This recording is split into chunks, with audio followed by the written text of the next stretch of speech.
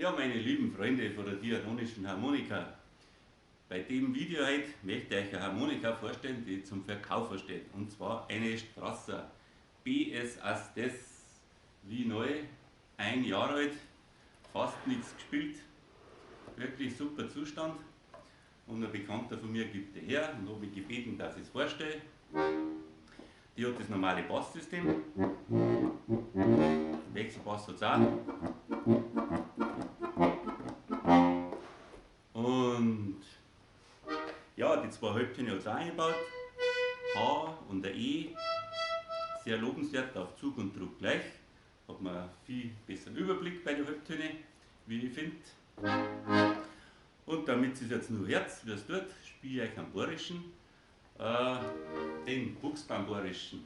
Kann es sein, dass mich bei dem Basssystem mal ein bisschen schleudert, weil ich habe das böhmische Basssystem mit den Mollakkorde, aber zum Vorstellen wird schon da. Der Buchsbaum-Borisch.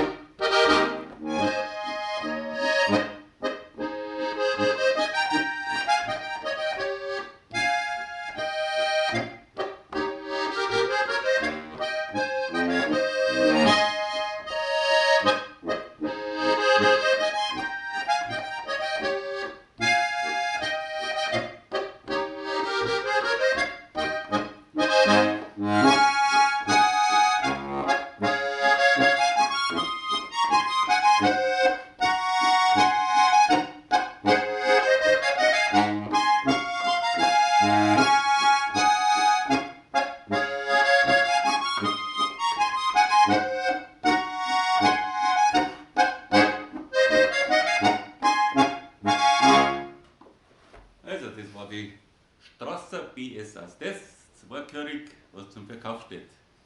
Ich würde mich freuen, wenn Sie wer interessiert dafür. Servus, pfiat euch.